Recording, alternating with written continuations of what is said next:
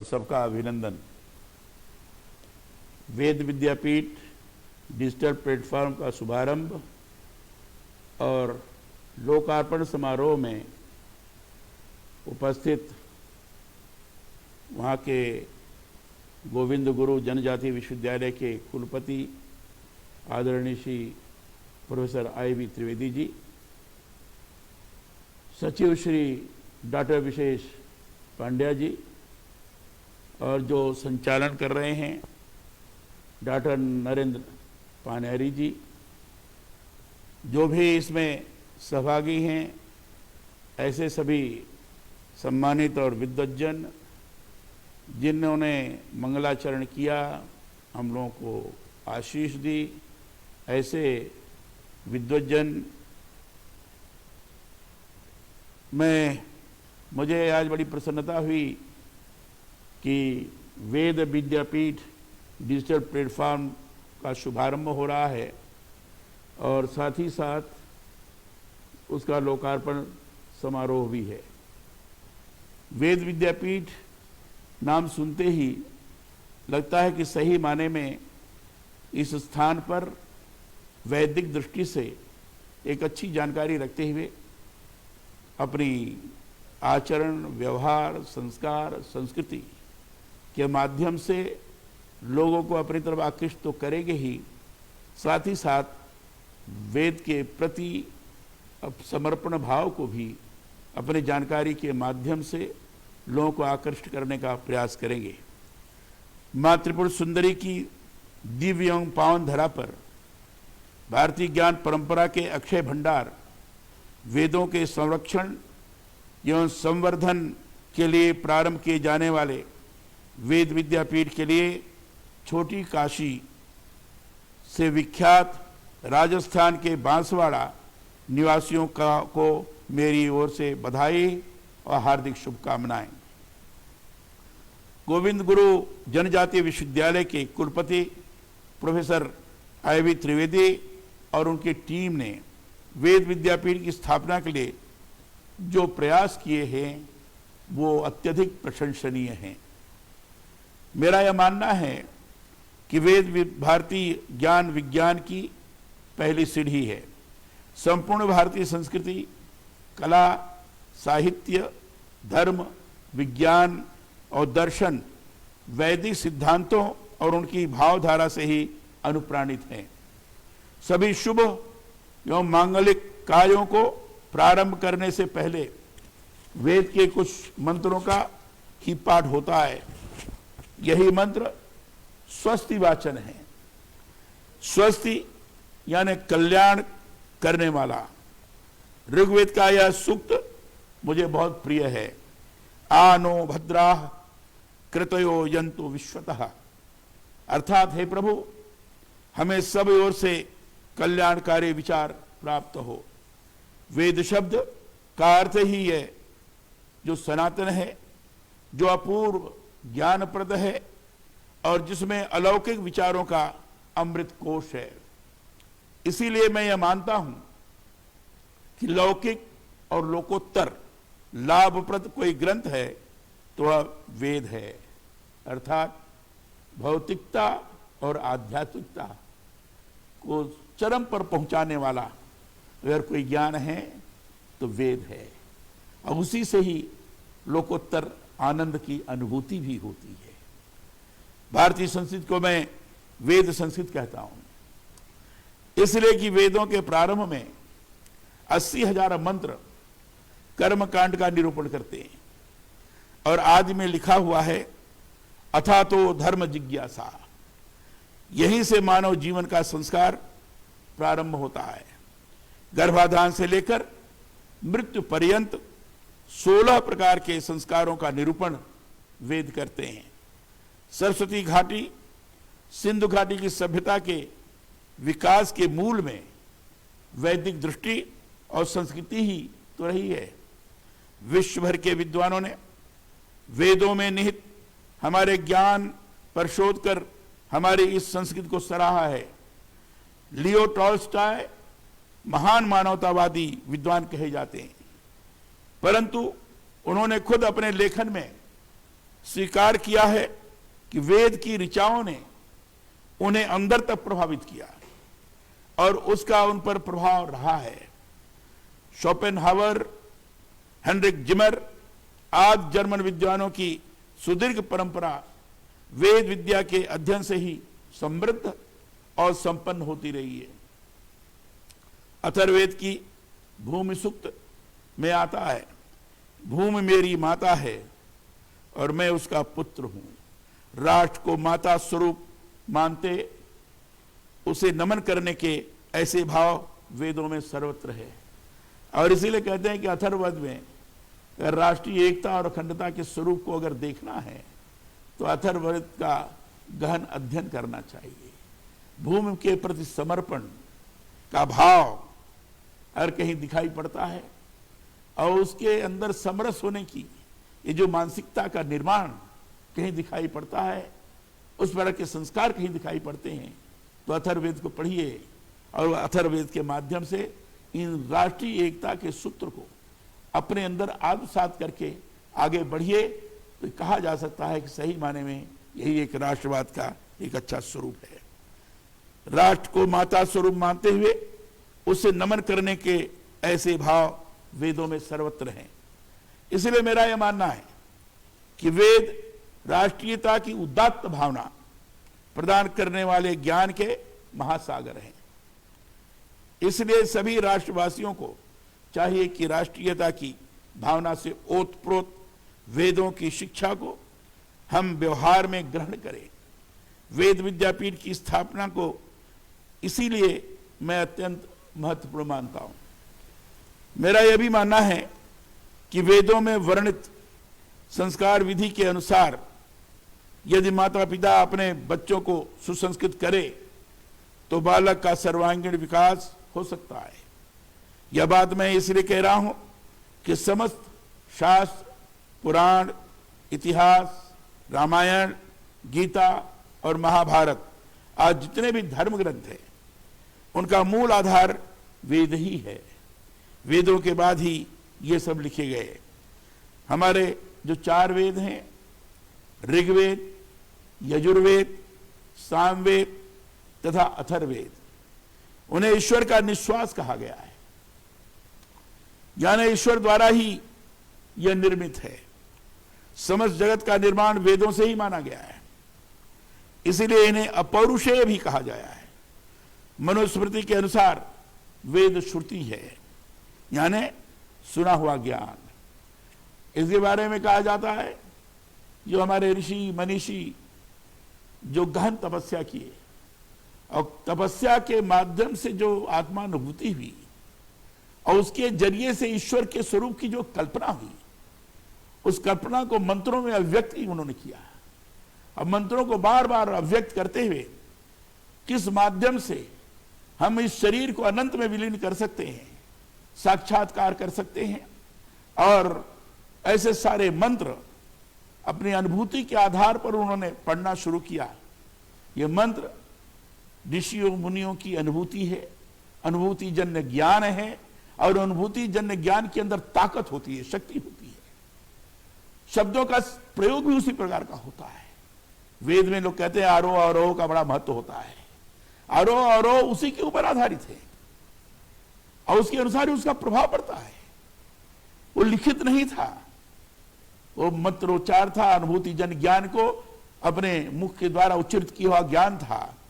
उसको पीढ़ी दर पीढ़ी याद करते गए और बाद में उसको लिपिबद्ध किया गया है, जिसको मनुस्मृति में श्रुति कहा गया। सुने हुए ज्ञान को लिपिबद्ध करना, इसलिए वेद को अपौरुषेय कहा गया है।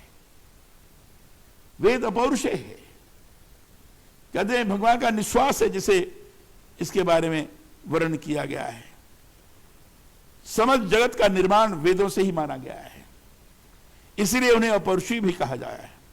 मनुस्मृति के अनुसार वेद श्रुति है, यानी सुना हुआ ज्ञान। सृष्टि के आरंभ से लेकर आज तक जिसकी सहायता से बड़े बड़े ऋषि मुनियों को सत्य विद्या ज्ञात हुई, वह श्रुति वेद है। वेदकालीन ऋषियों ने समाधि में जो महाज्ञान प्राप्त किया और इसे जगत के कल्याण के लिए प्रकट किया। वह महाज्ञान ही वेद है। मेरा यह मानना है कि जीवन और साहित्य की कोई भी विधा ऐसी नहीं है जिसका बीज वैदिक वाङ्मय में ना हो। इसीलिए हमारे यहां कहा गया है अनंता वै वेदाः, अर्थात वेदवाणी अनादि अनंत सनातन है और ब्रह्मा जी द्वारा लोक हितार्थ ही इन्हें प्रकट किया गया है। आज इस शुभ घड़ी में आदि शंकराचार्य जगत गुरु शंकराचार्य को नमन करते हुए मैं बताना चाहता हूं कि उन्होंने 8 वर्ष की आयु में ही समस्त वेदांगों का ज्ञान प्राप्त कर लिया था और 16 वर्ष की अवस्था में तो समस्त वेदांगों के भाष्य उन्होंने लिख दिए थे। वह जब 24 वर्ष के हुए तो वेद विरोधियों को उन्होंने अपने अकाट्य तर्कों से परास्त कर सनातन धर्म ध्वजा फहरा दी थी। उम्र के 32वें वर्ष में संपूर्ण विश्व में वैदिक धर्म की स्थापना करके चारों दिशाओं में विशाल मठों की उन्होंने स्थापना की थी। उद्देश्य था कि व्यक्ति अपने घर से बाहर निकले, बाहर की दुनिया को देखे और उससे भीतर की समझ विकसित करे। इसीलिए 4 दिशाओं में मठों के रूप में उन्होंने तीर्थ स्थापित किए। तीर्थाटन की उनकी प्रारंभ परंपरा से ही आज के पर्यटन का जन्म हुआ है। आज जगद्गुरु शंकराचार्य ने अद्वैत को इस तरीके से बढ़ाया। ईश्वर एक है, अहम ब्रह्मास्मि, ये जो कल्पना दी अद्वैत के माध्यम से ही हम सही माने में ईश्वर का साक्षात्कार कर सकते हैं। अपने अकाट्य तर्कों के आधार पर बौद्धों को भी उन्होंने परास्त किया। उन्होंने बड़े बड़े विद्वानों को भी अपने अकाट्य तर्कों के माध्यम से किनारे किया। उनके अनुयायी पर्याप्त मात्रा बने और देश के राष्ट्र की एकता के प्रतीक के रूप में सबसे पहले उस समय अगर किसी को हम देख सकते हैं तो जगद्गुरु शंकराचार्य को देख सकते हैं। चारों तरफ उन्होंने मंदिर बनवाए और इसलिए बनाए कि लोग जाएंगे, एक जगह से दूसरे स्थान पर जाएंगे, विविधता में एकता क्या होती है इसका दर्शन करेंगे। विभिन्न प्रकार की भाषा शैली होगी, विभिन्न प्रकार के रहन सहन होंगे, विभिन्न प्रकार के खान पान होंगे, विभिन्न प्रकार की सारी चीजें होंगी, लेकिन उसमें भी एक एकत्व का दर्शन होता है। वो जो भारतीय संस्कृति है, यह वेद के माध्यम से, वेद के गहन अध्ययन से, वेद के अंदर जो अनुभूति जन ज्ञान है उसके जरिए से जगद्गुरु शंकराचार्य ने अपने तर्कों के द्वारा, अकाट्य तर्कों के द्वारा जो इसके विरोधी थे उनको परास्त किया था। और सही माने में राष्ट्रीय एकता का अगर प्रतीक कोई हो सकता है तो वो थे। सामाजिक एकता, राष्ट्रीय एकता, वैश्विक एकता, उसे स्वरूप का दर्शन कराया था। ऐसे जगद्गुरु शंकराचार्य जी जिन्होंने सबको बाहर निकलकर जाकर चारों धाम इसका दर्शन करेंगे, उनको मोक्ष की प्राप्ति होगी। अर्थात लोग राष्ट्रीय एकता की अनुभूति कर सके, सामाजिक एकता की अनुभूति कर सके, भौगोलिक एकता की अनुभूति कर सके, दैशिक एकता की अनुभूति कर सकते हैं। वो भारतीय संस्कृति एक प्राण तत्व है, इसकी भी अनुभूति कर सकते हैं। यह वेद के माध्यम से जगद्गुरु शंकराचार्य ने लोगों के मन मस्तिष्क में स्थापित करने का प्रयास किया था। आज शंकराचार्य का स्मरण मुझे यहां इसलिए हो रहा है कि भारतीय संस्कृत के वह ऐसे महान आचार्य थे जिन्होंने अपने समय में वेदांत सूत्रों के जरिए उस समय में वैज्ञानिक स्थापना की। ऐसे समय में जब हर कोई अपने को महान और भगवान बनाने में लगा था, शंकराचार्य ने कहा कि वेद ही श्रेष्ठतम है। उन्होंने कहा कि भगवान कैसे हैं, उनकी क्या विशेषताएं हैं, उनकी प्राप्ति कैसे होगी, यह सब वेद बताते हैं। उन्होंने बताया कि वेदों का अध्ययन इसलिए भी जरूरी है कि इन्हें यदि नहीं पढ़ा तो कोई भी व्यक्ति अपने को भगवान बताकर हमें भ्रम में डाल सकता है। सोचिए, उनकी एक कैसी दिव्य दृष्टि थी, एक ऐसी विरल दृष्टि थी जो सबके अंदर नहीं होती है। वैदिक ज्ञान का केंद्रीय चिंतन ही है सत्य, प्रकाश और अमृत की खोज। मैं तो बल्कि यह भी मानता हूं कि वेद भगवान का संविधान है, ईश्वर का संविधान है। संविधान के रूप में हम आजकल कहते हैं ना कि हमारा संविधान ही हमारा वेद है। इस समय लोकतंत्र को चलाने वाला लोकतंत्र के अंदर भारत का संविधान यही हमारा वेद है, यही हमारा ग्रंथ है, यही हमें दिशा निर्देश करने वाला है। इसी तरीके से पूरे विश्व को संचालित करने वाला, पूरे विश्व के अंदर आध्यात्मिकता और भौतिकता की मर्यादाओं को स्थापित करते हुए कैसे जीवन को आगे बढ़ाया जा सकता है, इसका निर्देश देने वाला ये भगवान का संविधान, ये वेद है। वेद के माध्यम से ये हो सकता है। और ऐसे अनेक मंत्र इनमें हैं जिनसे शिक्षा प्राप्त कर मनुष्य सर्वोच्च पर पहुंच सकता है। इनमें ही इस लोक को सुखमय और परलोक को कल्याणमय बनाने का ज्ञान समाया हुआ है। इसलिए वेद विद्यापीठ की स्थापना का समाचार जब मैंने सुना, तब से ही मन में अत्यंत प्रसन्नता की अनुभूति कर रहा हूं। सच पूछिए तो यह मेरी मनोकामना की पूर्ति है। मैं इसके लिए आप सभी के प्रति कृतज्ञता जताते हुए, स्वस्थ कामना करते हुए यह विश्वास व्यक्त करता हूं कि यह वेद विद्यापीठ आधुनिक एवं पुरातन ज्ञान के समन्वय का श्रेष्ठ मंच साबित होगा। वेदों को इसीलिए शुद्ध कहा जाता था कि यह श्रवण आधारित समृद्ध भारतीय परंपरा रही है। सदियों के इस परंपरा के बाद भी इस ज्ञान का आज इस रूप में उपलब्ध होना, इसकी चिरंतरता के साथ प्रामाणिकता व उपादेयता को सिद्ध करता है और इसकी निरंतरता को भी विद्यमान रखता है। इसकी निरंतरता लगातार बनी रहे, इस स्वरूप को भी दिशा निर्देशित करता है। वेदों का ज्ञान हमें प्रकृति और पर्यावरण से दैवीय माध्यमों से जोड़ता है। यह सिखाता है कि किस तरह हम प्रकृति में परमात्मा का अनुभव कर सके, कैसे आधुनिक विकास के साथ परंपरा को सहेजते हुए जीवन में समन्वय स्थापित कर सकें। जगदीश चंद्र बोस ने इस बात को साबित किया है कि वनस्पतियों में प्राण होते हैं। उन्होंने अपने वैज्ञानिक प्रयोगशाला के माध्यम से साबित किया वनस्पतियों में प्राण है, वृक्षों में प्राण है।